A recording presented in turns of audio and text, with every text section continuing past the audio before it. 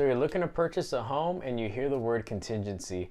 It's definitely something important you should know about, but it's a concept that confuses a lot of people. So that's what I'm going to help you understand here today. What's up, everyone? My name's Tyler with Katen Realty, where I help open the door to your real estate education. I'll be putting out weekly videos that help you learn a little bit more about real estate. So I appreciate it if you show some love. Go ahead and hit that subscribe button, drop a like or a comment, and go ahead and hit that bell icon as well too, so you get notified when new videos drop. I'm also working on putting together a first-time homebuyer seminar, so more details to come on that. All right, so let's get to it. So what is a contingency? What is it? When do you use it? And how does it work? Those are some of the questions that we're going to help answer here today. So first off, let me give you a 1,000-foot view of what the process looks like. Sellers list their home on the open market.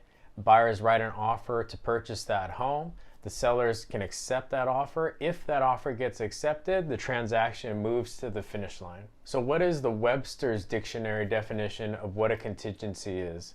Depending on something else that may or may not happen. So a contingency is a clause that's written into the buyer's offer to purchase the seller's home. For example, hey, Mr. Seller, here's my offer. It's contingent on your home passing a home inspection. Or, hey, Mr. Seller, here's my offer, but it's contingent on your home appraising. Or it's contingent on me being able to obtain financing or approve for a loan, right? Those are some of the contingencies that buyers can write into the offer. Now, when you're writing a contingent offer, you're saying to the seller that there are certain conditions that need to be met before the sale is able to move forward. All contingencies have a timeline that's agreed upon by both parties and need to be removed from a transaction by specified deadlines. Or they can be extended, but they need to be agreed upon in writing by both parties. Now let's say the home doesn't pass the inspection, or you can't get financing, or the home doesn't appraise. The contingency that you wrote protects you as a buyer and gives you an out. An out that gives you leverage to potentially negotiate with the seller or back out of the contract without risking any of your earnest money deposit. So I'll briefly touch on what an earnest money deposit is. Typically, when you write an offer to purchase someone's home, you'll wire 3% of the purchase price in within 24 hours of acceptance. 3% is typical for here in the Bay Area. It might be different where you live, but that's usually what we see on contracts and what we write into contracts when we're writing offers for buyers. So contingencies for a buyer, they're really a buyer's best friend. And the reason being is because they offer a lot of protection for the buyer. But on the flip side of that, the more contingencies that you write in your offer, the more risky it is for the seller. So depending on the market you're in, right, if you're in a really hot seller's market, there's going to be a handful of offers that come in with limited contingencies or non-contingent or no contingencies at all, right? Because they're trying to make their offer as attractive as possible. And that's similar to the market that we're in right now.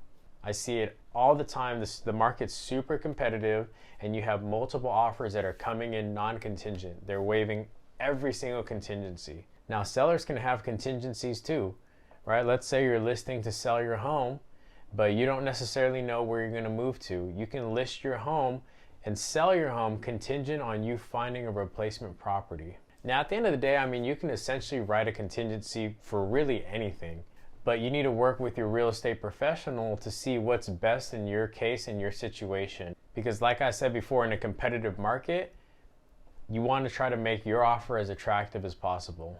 And if you do end up removing contingencies out of your offer, you need to understand the risks that are involved in that. So please talk to your real estate professional. Now, to touch on contingencies for the seller side a little bit, right? As a seller, you want to try to have everything in line and in order for the buyers. Everything that they're going to want to review, you want to be able to offer that up front.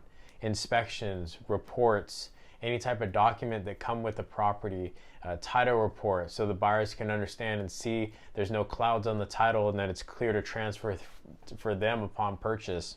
You want to try to have everything in order to promote non-contingent offers from buyers if you're on the selling side. All right, cool. So now you know what a contingency is, but what I want to know is if you would ever write a non-contingent offer. So go ahead and drop a comment. Let me know what you think, and let me know if you would ever consider doing that. So some more common contingencies are the home inspection, the appraisal, mortgage and loan. Those are I would say the main three, the top three that you'll see most often.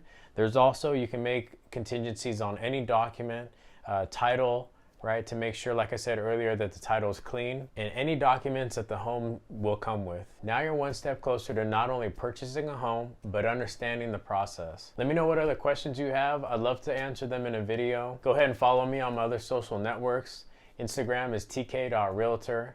My Facebook is K10 Realty. That's the letter K followed by the number 10 Realty. And don't forget to subscribe, drop a like or a comment, and hit that bell icon so you can get notified when new videos come out. And don't forget, if you're looking for an experienced realtor here in the Bay Area, I'd love to work with you. I'm always bringing on new clients, and I'm never too busy for your referrals. Until next time.